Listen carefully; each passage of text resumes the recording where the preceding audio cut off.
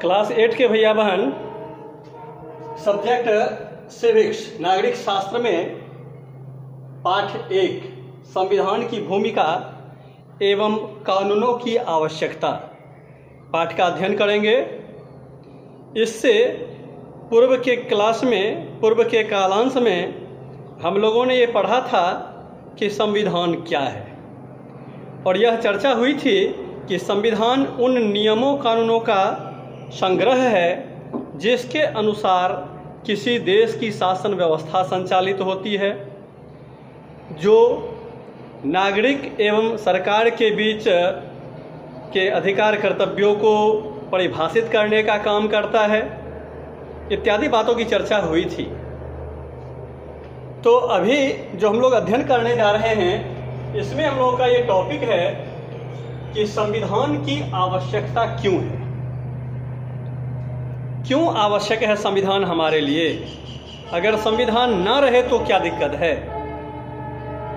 तो इस बात की जानकारी हमें होनी चाहिए कि संविधान किसी भी लोकतांत्रिक देश के लिए अत्यंत अनिवार्य है, और संविधान लिखित हो इस बात की भी बाध्यता है लोकतांत्रिक देशों में। तो संविधान के द्वारा अनेकानेक प्रकार की व्यवस्थाएं देखने को मिलती है, अनेकानेक प्रकार के ऐसे कार्य हमें देखने सुनने को मिलते हैं जो कि हमारी दिनचर्या को, हमारे शासन प्रशासन को व्यवस्थित करने में अपनी महत्वपूर्ण भूमिका निभाता है।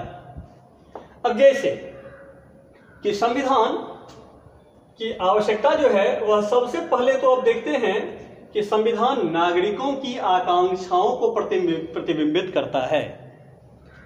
नागरिकों की क्या आकांक्षाएं हैं, क्या उनकी इच्छाएं हैं, क्या वो चाहते हैं, शासन से क्या उनका शासन से क्या उनकी वो अपेक्षा है, किस प्रकार के वह बदलाव की अपेक्षा रखते हैं।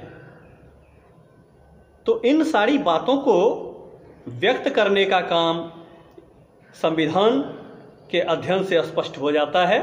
संविधान ही इस बात को बताता है कि किसी देश के नागरिकों की अपेक्षाएं क्या है, क्या वो चाहती है। दूसरी बात कि संविधान सरकार के विभिन्न अंगों के अधिकार एवं कार्यों की व्याख्या करता है, साथ ही साथ उसकी रचना पर भी प्रकाश डालता है। तो सरकार के 3 अंग हैं, विधायिका, कार्यपालिका, न्यायपालिका। तो इन तीनों अंगों की रचना कैसे होती है, इनके अधिकार क्या हैं, इनके कार्य क्या हैं, इनकी सीमाएं क्या हैं, तो इन सारी बातों को स्पष्ट करने का काम संविधान ही करता है, और इस नाते संविधान की उपयोगिता स्पष्ट हो जाती है। तीसरी बात, संविधान राजनीतिक व्यवस्था को भी स्पष्ट करता है कि हमारे शासन का स्वरूप क्या है, संसदीय व्यवस्था है कि अध्यक्षीय व्यवस्था है, कैसी व्यवस्था को हमने अपनाया है, हमारा संविधान किस प्रकार के प्रावधानों को अनुमति देता है, सरकार के किस स्वरूप की वह स्वीकृति देता है। इन बातों को भी संविधान के माध्यम से ही समझा जा सकता है, स्पष्ट किया जा सकता है। इसके आगे चौथी बात कि संविधान ही वह साधन है जो राजनीतिक शक्तियों के दुरुपयोग से भी सुरक्षा करता है। किसकी सुरक्षा करता है? नागरिकों की, उस देश में रहने वाले लोगों की। क्योंकि ऐसा अक्सर देखने को मिलता है कि अगर किसी शासक पर, किसी शासन व्यवस्था पर संविधान का अंकुश ना रहे तो शासक वर्ग निरंकुश हो सकता है, वह मनमानी कर सकता है, अपने मन मुताबिक वह व्यवस्थाओं को चलाने का काम कर सकता है, और ऐसी स्थिति में जनहित की उपेक्षा भी हो सकती है। तो संविधान इस प्रकार के मनमानीपूर्ण कार्यों को रोकने में सहायक होता है। अतः संविधान की भूमिका अत्यंत आवश्यक है लोकतांत्रिक शासन व्यवस्था में। 5वीं बात की चर्चा कर रहे हैं कि संविधान अल्पसंख्यक वर्गों को भाषा एवं संस्कृति की सुरक्षा का अधिकार देता है।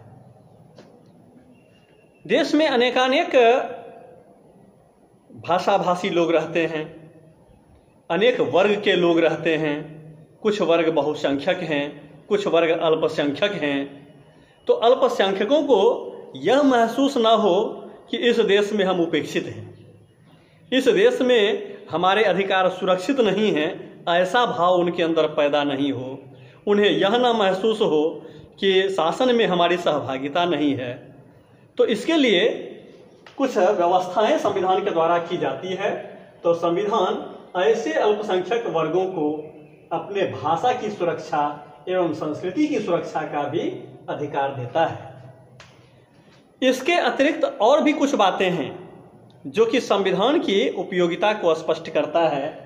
इसमें बताया गया कि संविधान इन जिन बातों की चर्चा हम अभी किए हैं, इनके अतिरिक्त संविधान महिलाओं, बच्चों और पिछड़े वर्ग के लोगों की उन्नति के लिए विशेष प्रावधान भी कर सकता है। विशेष प्रावधान का क्या उद्देश्य है? अर्थात अगर ऐसा महसूस हो कि देश में रहने वाले जो लोग हैं, कुछ अल्पसंख्यक हैं, महिलाएं हैं, कोई कमजोर वर्ग है, जिनके विकास के लिए कुछ विशेष प्रावधान किए जाने की आवश्यकता है, अर्थात उन्हें अगर आरक्षण देने की ही बात हो, उन्हें कुछ प्रोत्साहन देने की बात हो, तो इस प्रकार की व्यवस्था बनाई जा सकती है और इस प्रकार की व्यवस्था को संविधान में ही स्थान दिया जाता है। तो इस प्रकार से यह संविधान की आवश्यकता को हम लोग समझ चुके हैं। पाठ के अगले अंश की चर्चा अगले दिन की जाएगी। अभी इन बिंदुओं को आप याद करें। धन्यवाद।